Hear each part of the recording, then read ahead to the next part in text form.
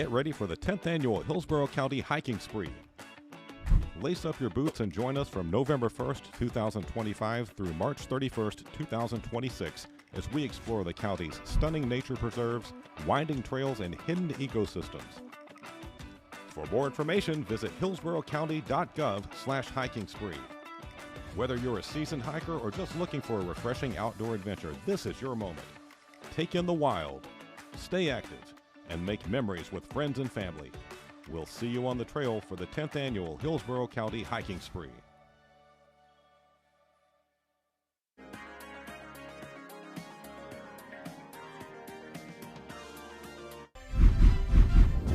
In a world where loyal companions await, one place stands as their beacon of hope. The Pet Resource Center of Hillsborough County, where you can adopt your very own superhero. Adopt a dog, find your sidekick, and unlock the power of unconditional love. Suit up, show up, and adopt today. For more information, visit hcfl.gov/pets.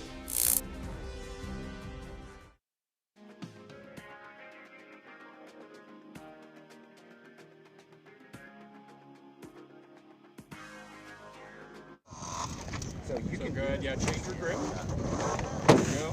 All right, so now twist it. So you gotta open it. Stop. There. All right, close it. There you go. And then we're gonna dig deeper down in.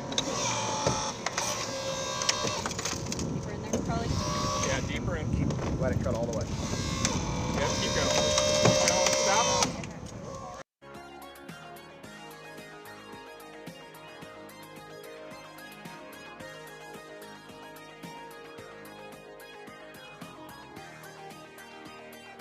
These are the jobs you may not see every day, but just know we're working hard to make Hillsborough County a better place to live, work, and play. Subscribe to our YouTube page for more great county-related videos, only on HTV.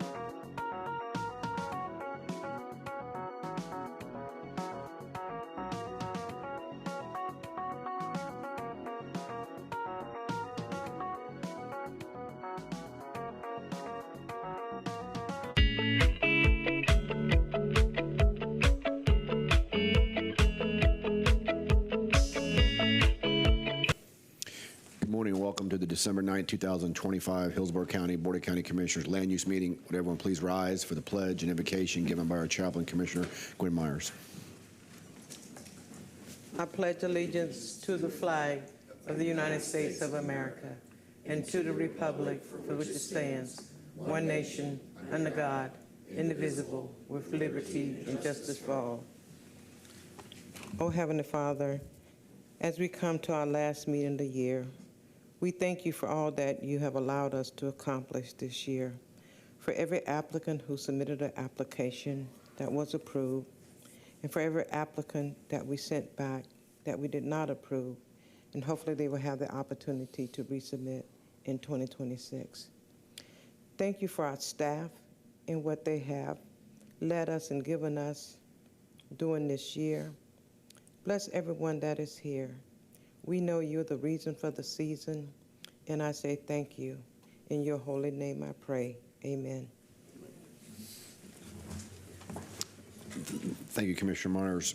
Mr. Grady, on reviewing changes to the agenda. Good morning, Commissioners. Brian Grady, Hillsborough County Development Services. In addition to the withdrawals, continuances, and remands on the published agenda beginning on page 3 of the agenda, we have actually 2 changes to the agenda. The first, as listed on the addendum, is on agenda page 9, item E3, PRS 26-0008. Staff is requesting this item be continued to the January 13th, 2026 Board of BOCC Land Use meeting at 9 a.m. In addition, we've just been advised of the applicant for agenda item E1, which is PRS 25-1360. They would like to request a continuance of their application to the January 13th, 2026 BOC land use meeting, and the applicant's here if you'd like to hear from them regarding that request. Okay, can we have a motion to approve the changes? So moved. Motion Commissioner Wostel, second Commissioner Myers. Please record your vote. Changes the agenda.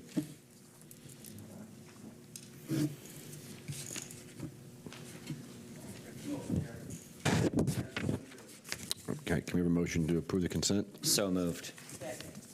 Motion Commissioner Wostel, second Commissioner Myers for the consent agenda. Please record your vote.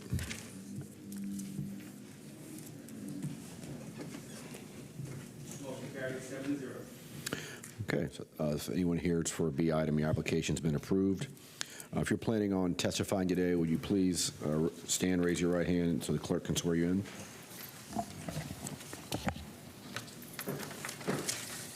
Do you swear or affirm the testimony you're about to give will be the truth, the whole truth, and nothing but the truth? Thank you. Okay, Mr. Grady, I'm going to introduce the first item. Commissioners, with the continuance of E1, the first item then is agenda item E2, PRS application 26-0005. This is a request for a minor modification to a parcel within a larger PD that's located at the southeast corner of Covington Garden Drive and Big Bend Road, west of I-75. The request includes a number of changes, including modification of the circulation design, stormwater locations, maximum number of townhome units, and permitted location of the CI zoning district uses. With respect to the relocation of the CI zoning district uses in the southeast corner, they're required to have CG uses to provide a transition from the CI zoning district uses that are allowed in the balance of the property.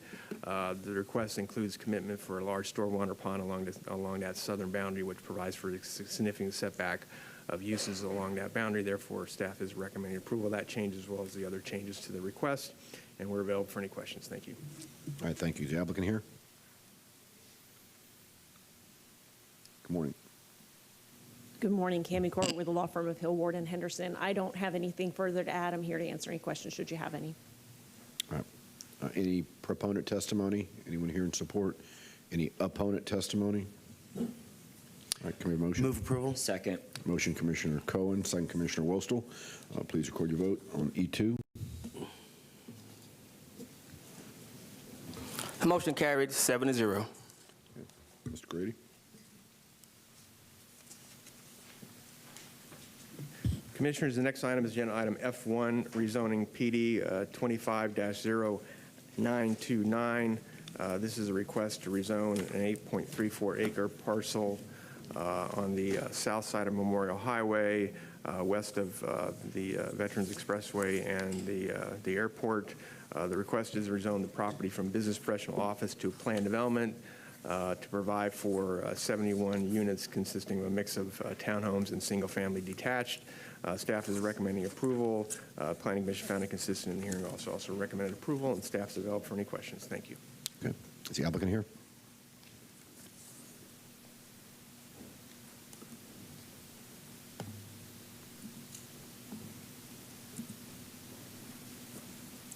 Good morning, Cammie Corbett with the law firm of Hill, Ward, and Henderson this morning representing Mattamy Homes. I have a brief presentation that I'd like to go through. It's a little bit repetitive of what staff did, but I just want to show you some more graphics. Subject property is on Memorial Highway. The existing zoning is BPO with a future land use of R20. We have 71 total units. We're proposing 54 townhome lots on the easternmost boundary of the site. And on the western side, we have 17 single-family dwelling units. We are actually providing a transition from the R20 to the east, which is developed at 16 units to the acre, and we are at 8.51 units to the acre. So more than 50% less than what's allowed by the current future land use. There are a variety of comprehensive plan policies in support of this application, which are in your Planning Commission report, and you will hear from them, showing that this development is consistent and compatible with the comprehensive plan. We have no objections from reviewing agencies, and it's been found consistent and compatible and also approvable subject to conditions. We are showing we have a similar separation from existing single family to what exists today, and actually greater in some instances to the Sweetwater subdivision directly to the west. We are asking for relief from the requirement that we increase the setback every 2 feet for 1 foot from the property line, only on the eastern boundary though. And that's where we have the townhomes. And we actually are comfortable with that because we have an 80-foot separation in between the townhomes and the multifamily. That allows us to provide a greater setback along the western edge. If we were to not get relief from the 2-to-1 setback, we would have to shift the townhomes and then shift the single family closer to the canal. So we thought overall this was a more thoughtful design. One reality about this site, it is zoned BPO, which is commercial zoning, which means it is eligible for Live Local. What you see is an illustrative site plan showing a layout that would comply with RM24 zoning district. And so that would be eligible for up to 35 units to the acre under Live Local. That's not something Mattamy would consider, but it is something that is eligible for this site. There were some concerns expressed in the record about wetland impacts. This shows the wetland line, and you can see that our site development does not impact the wetlands in any way. Abby Naylor, our biologist, is here should you have any questions specifically regarding that, but we are not proposing any wetland impacts. We also heard some concerns about traffic, but Steve Henry, our transportation engineer who is here, testified at the zoning hearing master that given that the site was zoned BPO, we are a significant reduction to the traffic that will be generated from this driveway. And then lastly, we heard a lot about the canal and the status of the canal and dredging. That's not really before you this morning. That's not something directly related to the zoning. This is a canal front property. Anyone that owns that property has riparian rights. The status of the dredging is something that would be permitted and reviewed by other agencies, and that's not before you this evening, or this morning, I'm sorry. Got my times mixed up. Ultimately, the zoning hearing master heard the concerns of the residents and ultimately recommended approval, and we'd be asking the same of you this morning. Thanks. All right, thank you. This time, any proponent testimony? Anyone in support? Any opponent testimony? Anyone in opposition, please come forward.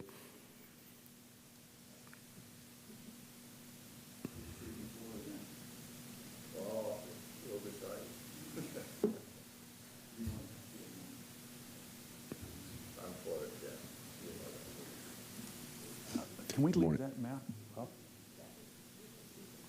You have to go first. Oh, I didn't know the rules. Hi, good morning.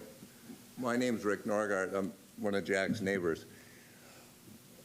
I live at 4213 Saltwater Boulevard, directly across from the property. I've been there over 20 years, and my wife and I are very much for it. We'd like to see capitalism work. I feel that if people build their homes and have their home there, they're going to take a lot better care of the property than some businessmen, maybe from Canada or Brazil or wherever. And the canal has been woefully neglected for my 20 years there. We became many times a sewer from the properties up north, sewer breaks, everything else. Through the good work of Jack and the county, about 5-6 years ago, we all chipped in and had it dredged, but the hurricane, Mother Nature, fixed that last year real good. And you know, people that have waterfront property pay a higher rate of taxes because the property's worth more, and that's fair, but we haven't been able to use our property much the last 20 years because all the silt from farther north, because whatever happened, the silt came down and it's ruined the boating. And you know, it's one of our most precious resources in Florida. People come to Florida for the water and the lifestyle and the boating. We've become a boating hub. You know, big companies like Suzuki and MarineMax have moved here because of boating, and we're not keeping the boating up. It's a precious natural resource, and we need to take care of it, all of us. But my wife and I are 100% for it. I want to see capitalism work. I feel that people that are going to live there are going to have more responsibility than like across the street in Memorial, where they got a smoke shop and they're selling whatever the drugs and all this other stuff. We don't need any more commercial property over there. And I saw how it worked farther down our neighborhood where they the Shriners sold their land and they put homes in there. That area is developed beautifully. So we have a good roadmap. I trust capitalism. I trust people that own their own homes a lot more than I trust a business. And what, you know, when you're in business like me, it's about dollars and cents and bottom line a lot of times. But homeowners, it's your home. And I want to trust homeowners. Thank you for your time. Thank you, sir. Appreciate your comments. All right, now, those in opposition? Good morning. Hi, my name's Jack Berlin. I live at 4207 Saltwater Boulevard, directly on Sweetwater Creek. I'm going to go through this, but I'm not in opposition of building on this property. What I heard them say was this is not the zoning board's responsibility. Now it's not the BOCC's responsibility, but once this property is built, it cannot be used for dredging. So it's like punt, punt, punt, there's no other option, build. Some of you may know me, I've been around a long time. So 30 years ago, in 1995, the Hillsborough County stormwater officials looked out at Sweetwater Creek and said to a group of us, we need to fix this. We are still waiting. The Scottish Rite not only did not help, but actually hampered our creek dredging efforts over the years. It was Sweetwater homeowners that paid to plant their property, that paid to install fencing and signage to protect the wetlands area, while they ignored the creek and maintenance of their own fencing. Now that open field is the only economical means of dredging Sweetwater Creek. How ironic. I repeat what I said at the zoning hearing. I am not opposed to developing this property. I am suggesting that this development make modifications and offer protections before being allowed to proceed. As the EPC and other agencies have pointed out, Lower Sweetwater Creek is an environmental disaster.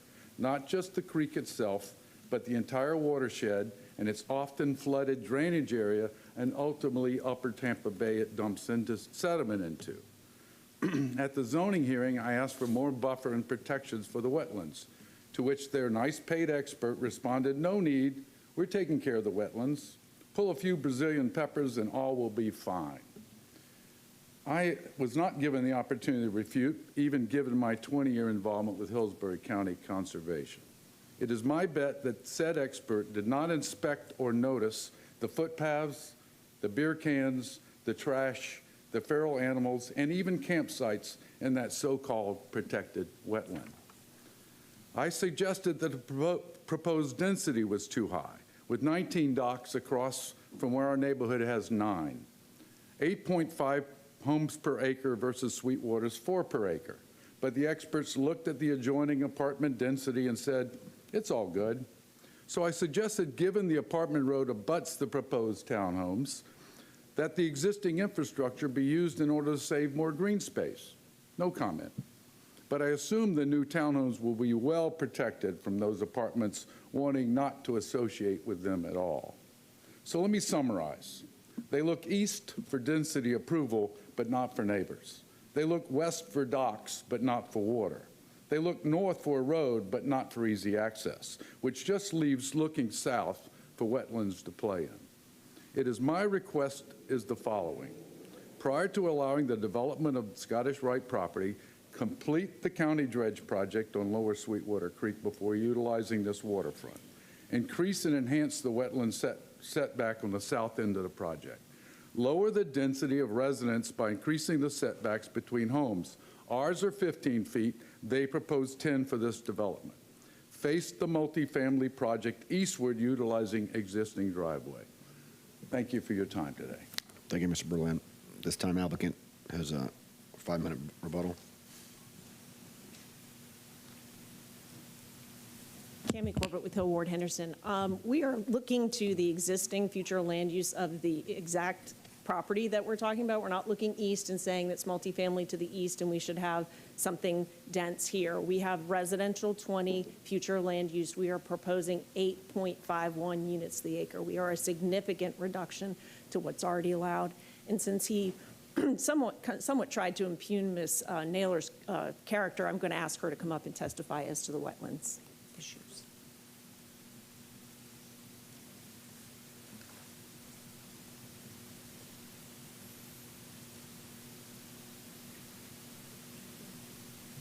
Good morning, Abby Naylor, 14706 Tudor Chase Drive, Tampa, Florida, with Naylor Environmental Solutions.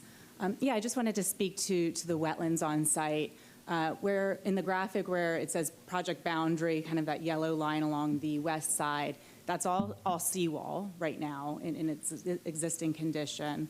And the south side is where the seawall kind of fades out, and it's predominantly mangroves, which are with a more natural shoreline. You can see where the wetland line is on the site. We're not impacting the wetland. We are maintaining buffers, and there is a high density of Brazilian pepper.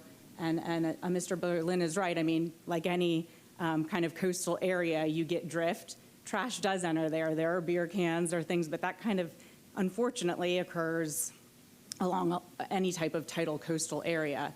I think with the improvements proposed, homeowners take care of their land. I think that will actually be an improvement and be cleaned up, and we are going to be removing the nuisance exotics, and that's actually a requirement of the county's code, where we'll have to implement an invasive management plan and when we get to site plan approval. Let me know if you have any questions. Well, thank you.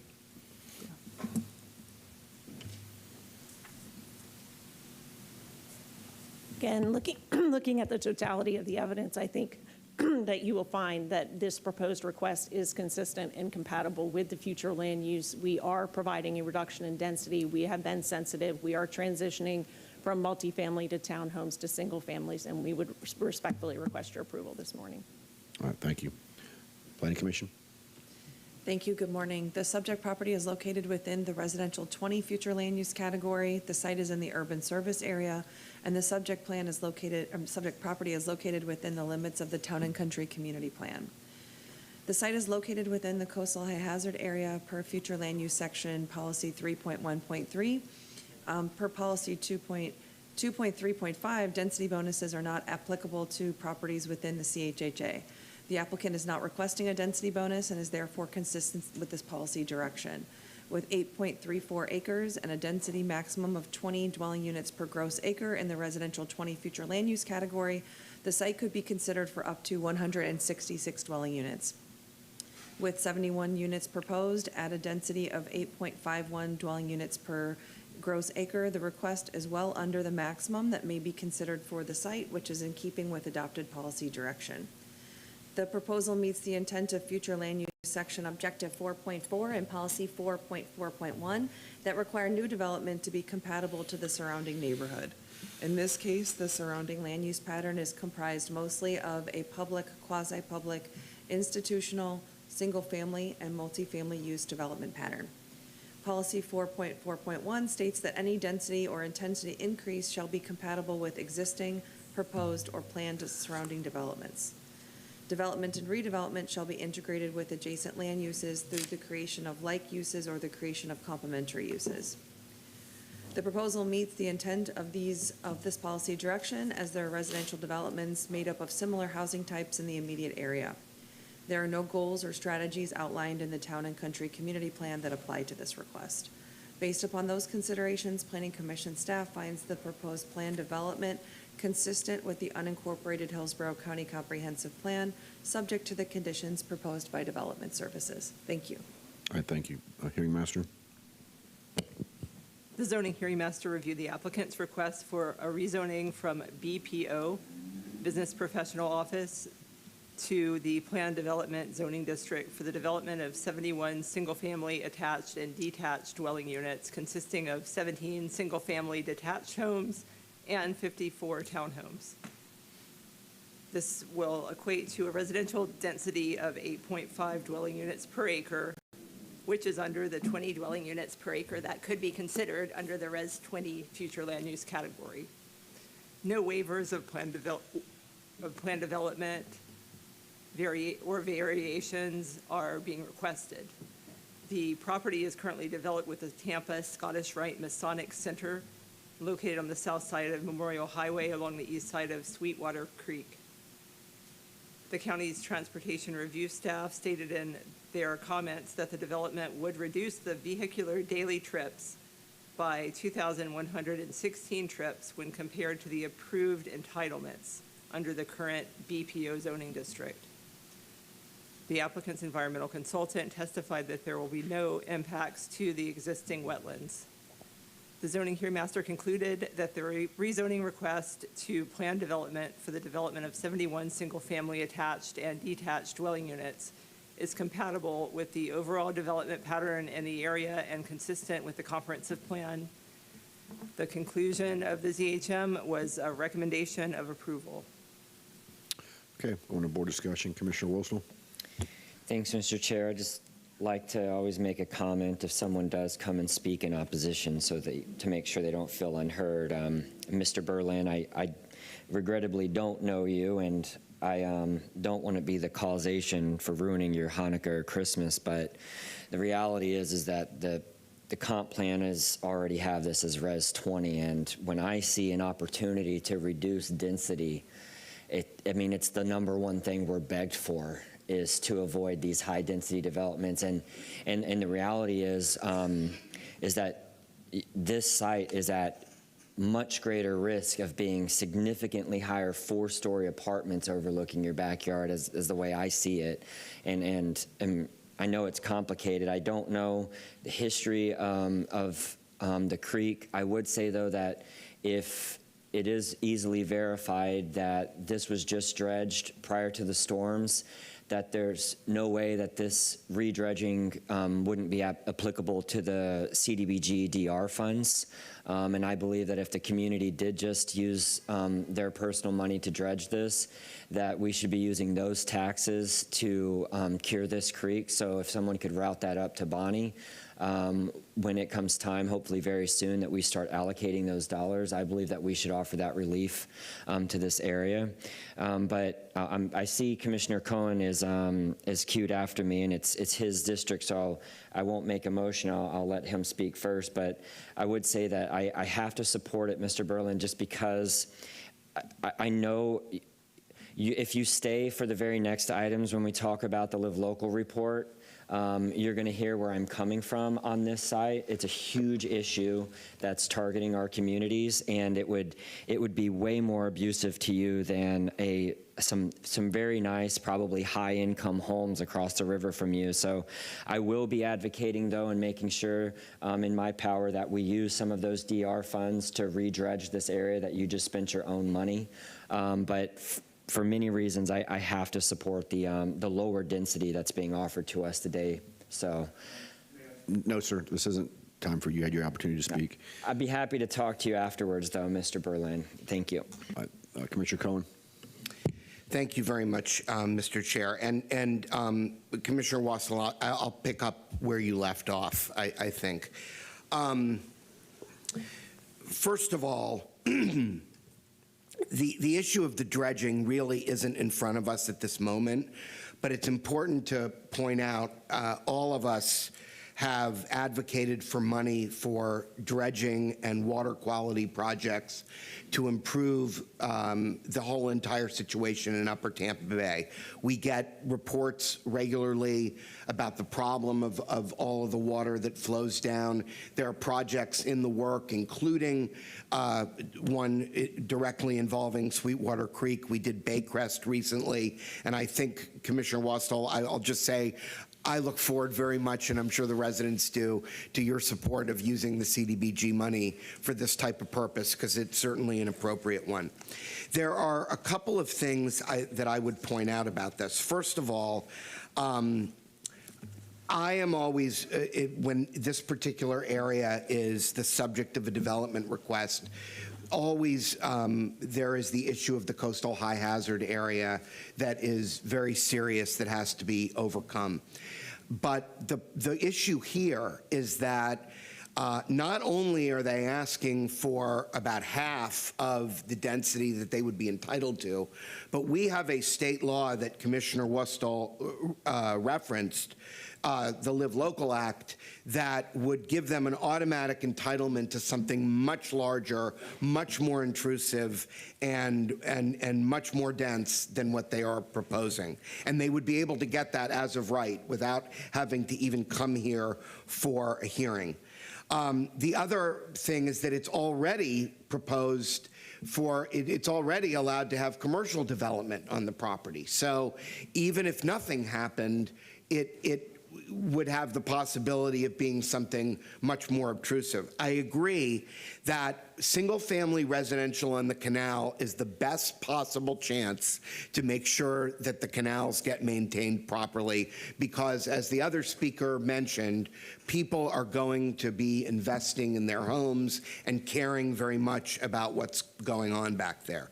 So for that reason, and those reasons alone, I am going to make a motion to support it. We are going to continue to follow through, however, on the dredging projects that are scheduled and planned for this area. And, you know, we can't control Mother Nature. And unfortunately, a lot of the good work that was done prior to the hurricanes is going to have to be redone. But it doesn't mean that we still don't have a responsibility to do it. So with that, like I said, I'm going to make a motion for approval. And I do think that this is ultimately a good outcome for this property, because it's, I think, much more in keeping with the general character of the neighborhood than what some of the other possibilities would be. Second. Okay, we got a motion to approve by Commissioner Cohen, second Commissioner Wilstel. I don't see anyone else in the queue, so please record your vote. Motion carries 7-0. All right, thank you. Mr. Grady, next item. Commissioners, the next item is a staff item, the monthly status report on Live Local Act development projects. As noted in the report, we had 2 new applications filed for since the last update, and staff's available for any questions. Thank you. All right, thank you. Commissioner Wilstel. Thank you, Mr. Chair. Board, I'd like to point out that one of the new items on this Live Local report is exact location that, in a bipartisan effort between myself and Commissioner Cohen, we presented salient, reasonable arguments about why we denied that location. We had comments from emergency management, a variety of other reasons. I pointed out that our affordable housing requirements of the comprehensive plan requires it to be on a bona fide fixed transit route. That time the applicant had pointed to a PSTA route across the street that's not even in our county. And for those many reasons, I intentionally added an item onto the agenda prior to the draft agenda going out for all of you to see because of sunshine, to give you all ample time to have discussions with our new county attorney on the direction that I hope to proceed on the December 17th board meeting. I believe that this item on Sheldon Road and Gun Highway intentionally disrespects the 3 countywide commissioners and Commissioner Hagan in District 2.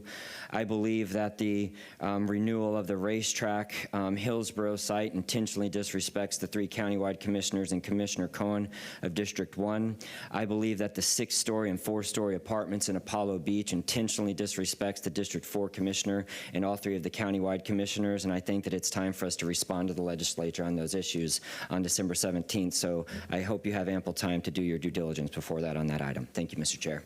All right, appreciate your comments. Don't see anyone else in the queue. Can we have a motion to accept the report? So moved. Motion, Commissioner Wilstel. Second, Commissioner Cohen. Please record your vote.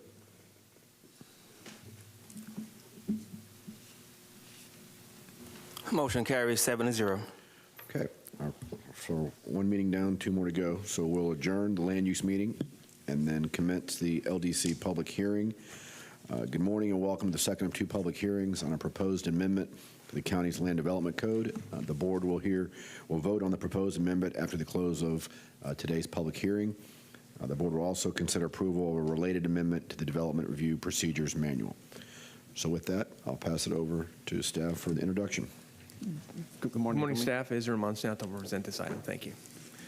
Good morning, Commissioners. Israel Monsanto Development Services. We only have 1 item in this agenda, and there is also the related DRPM amendment. LDC 260189, implementation of the requirements for Senate Bill 154 for certified recovery residences. This amendment will provide procedural requirements for reasonable accommodations requests for certified recovery residences that are necessary to implement the Chapter 2025-182.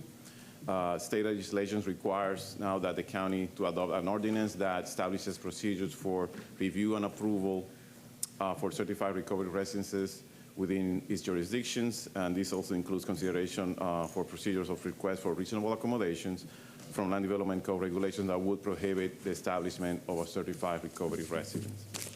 A reasonable accommodation is a waiver to a requirement or policy that allows disabled persons to use a residential dwelling. Our code, Part 202 of the Land Development Code, will add new section 20207, procedure for the review and approval of certified recovery residences, and this will specify the requirements and review procedures. Also, like we stated, the Development Review Procedures Manual is going to be updated, section 9.8, to add those procedures for the review process. This item went to the Planning Commission meeting yesterday, and it was found consistent with the comprehensive plan. And that concludes my presentation. All right, thank you. This is a public hearing. Would anyone like to speak to the item? Seeing none, can we have a vote on the adoption of ordinance for amendment to the LDC? So moved. Motion, Commissioner Wellstone, second Commissioner Cohen. Don't see anyone in the queue. Please record your vote. Motion carries 7-0. Second item. The second item is an amendment to the Development Review Procedures Manual.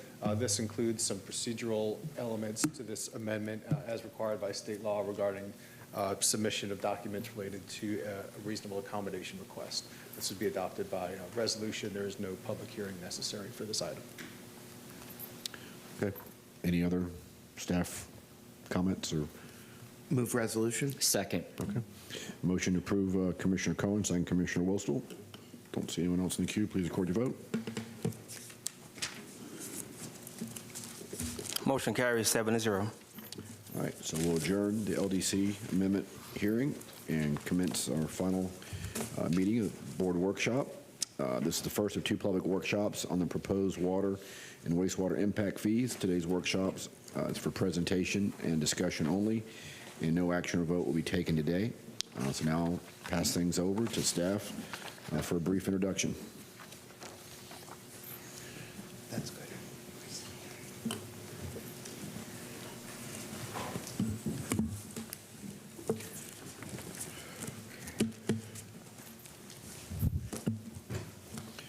Good morning, George. I don't ever remember seeing you sit up here with us.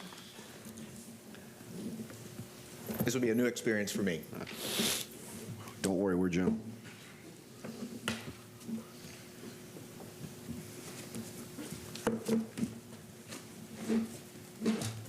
Well, thank you, Mr. Chair, and good morning, Commissioners. Today, we've got the first of two workshops planned for the proposed increases to the water and wastewater impact fees. The workshop is dedicated to extraordinary circumstances necessitating the need to exceed the phased-in limit for the South Central service area. As you know, the Florida Impact Fee Act has very strict guidelines on how you can increase an impact fee. There's a 0 to 25% level, there's a 25 to 50% level, and then anything over a 50% requires a pretty extensive discussion and also review of the extenuating circumstances that gets us there. We have a short presentation planned for you. Lisa Ray with our Water Resources Department, and also Andy Burnham with Stantec, who is our impact fee consultant. We'll make a presentation, and then there will be a brief board discussion if you so choose. All right, thank you, George. Good morning. Good morning. Lisa Ray, Director of Water Resources. So just real quick, an impact fee is a one-time fee paid to connect new customers to help cover the cost of expanding the water and wastewater system, so that, in a sense, growth pays for itself. In Hillsborough County, we have a unique situation in that we have two very distinct service areas. The northwest area, which does not have a lot of growth, it's a pretty stable area, and then we have the south central, where we have tremendous growth and very large investments that we are making into the water and wastewater system. Now, as George was saying, the Florida Impact Fee Act has some very specific conditions. In the Northwest, we are able to comply with the phase-in requirements for the 25% and anything below 50%. However, in the South Central is where we are really seeing that tremendous growth. And this workshop is one of the 2 public noticed workshops dedicated to the demonstrated needs study that shows the need for increasing beyond 50%, specifically for the South Central service area. Now I'm going to ask Andy Burnham from Stantec to take it from here and talk some about the needs assessment, since they officially conducted that for us. Andy?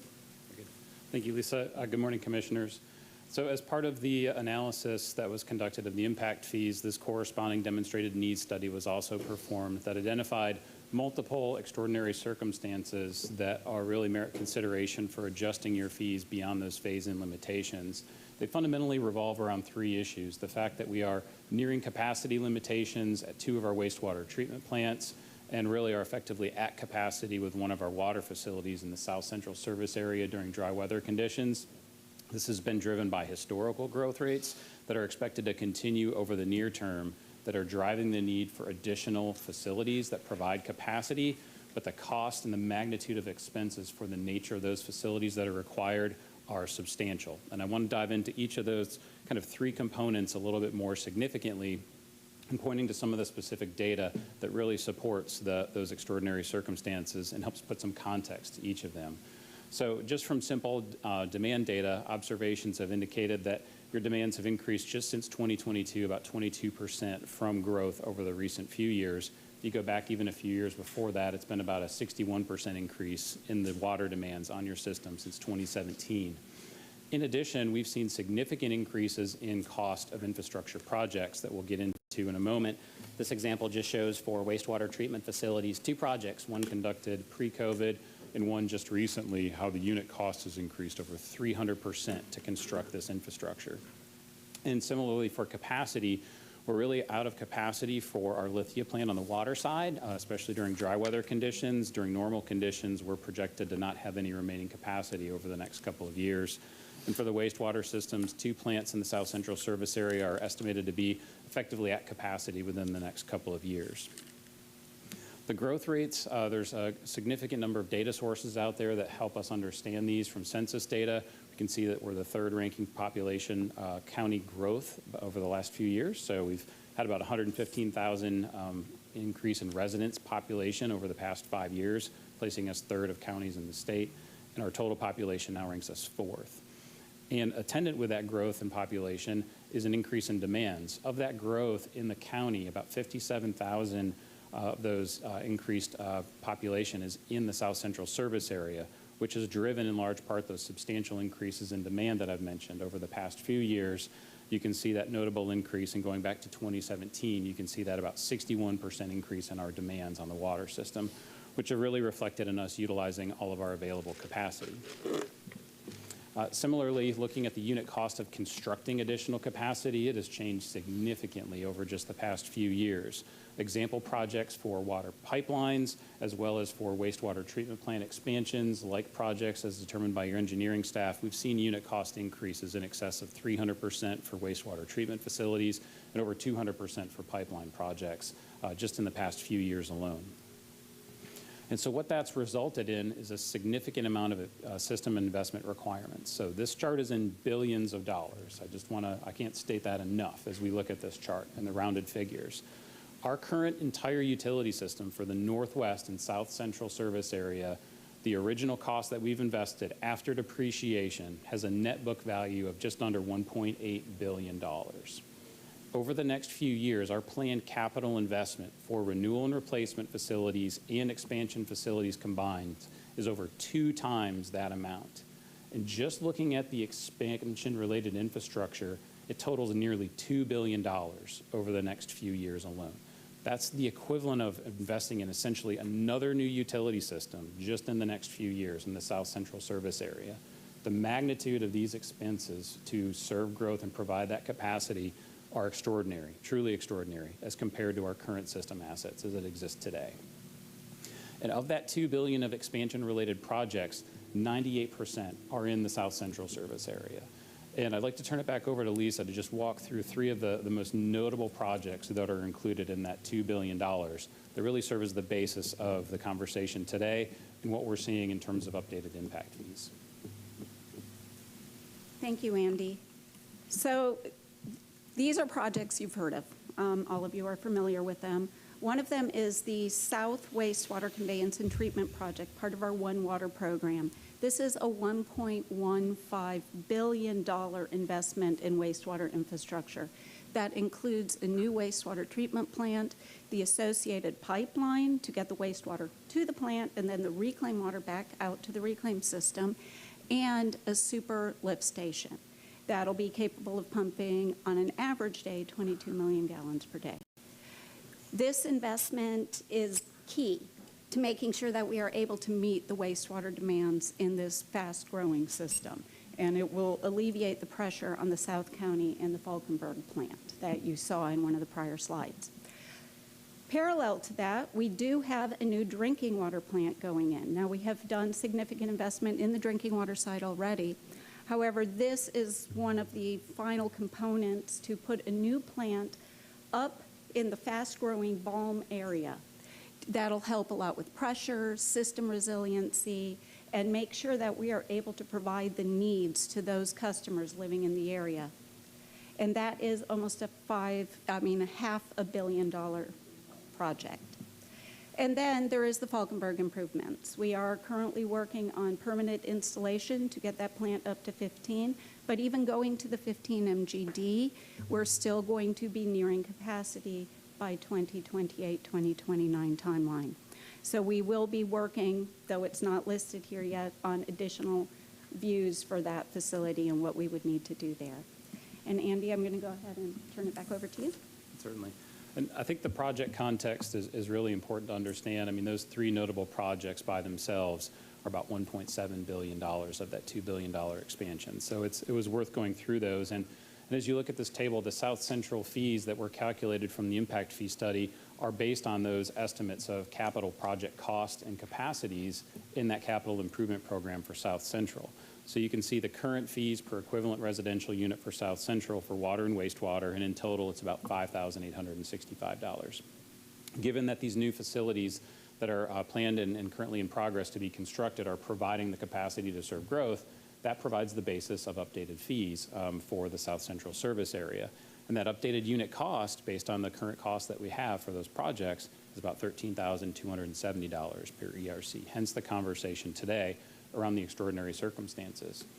While not the topic of today for the Northwest service area, the impact fee analysis was conducted, and there's available capacity fundamentally to serve growth in the Northwest portion of the service area. So that fee was based on the current cost of existing infrastructure in that area, adjusted to today's dollars and accounting for depreciation. But those increases can be accommodated within the limitations identified within the Florida Impact Fee Act. But again, the fee methodologies selected for both areas were really based on the facilities needed to serve growth over the next few years.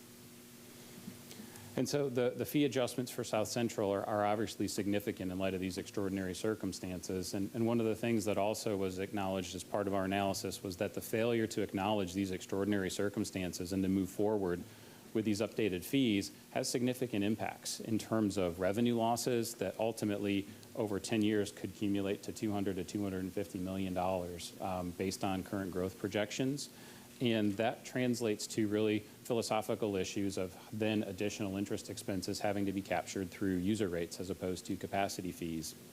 And the funding of the growth-related infrastructure ultimately is not able to be sufficiently addressed through growth-related fees and would ultimately have to come through mechanisms like rates and additional borrowing, which may have impacts on the utility overall's financial health and potential impacts to its credit rating and future interest rates as well as we take on additional borrowing beyond what was planned and contemplated. So I just wanted to highlight those things and turn it back over to Lisa real quickly to talk about the remaining timeline. And then, of course, we're happy to answer questions as appropriate. Thank you. So this is the first of two public noticed workshops to discuss the demonstrated extraordinary circumstances. The following one is tomorrow. It is a virtual meeting and in the afternoon. And then we will be bringing to the board for a public hearing to consider the rate adjustment at the December 17th board meeting. And pending board approval or board direction at that time, implementation would be at some point in spring of 2026. Thank you very much, and we are happy to answer any questions. Well, thank you very much for your presentation. Board members, do you have any questions or comments? Commissioner Wilstel? I'm going to save most of my dialogue for the second and final hearing, but I will say that we have a variety of policies that require us for cost recovering in our enterprise funds to be from capacity assessment units, which is exactly what we're talking about today. And remind everyone that I don't know if it was Stantec, which revenue consultant that I have to pry the 50% increase out of that was for new users? I believe that was Raptellus. That was Raptellus. Okay. I would like to point out that the previous revenue consultant did finally admit when we raised our monthly user bills that 50% of those increases were to serve capacity for new residents, which is antithetical of all of our variety of policies that are in place today. And currently in Odessa, I'm paying for the impacts of new residents that are going to go into Waimama, and I think that that's unacceptable. Thank you. Commissioner Cohen? I'm also going to reserve my comments for tomorrow more because my voice is going than anything else. So we'll talk tomorrow. Okay, I don't see anything else in the queue. George, you need to add anything? We good? No, sir. We're good. All right. With that, we're adjourned.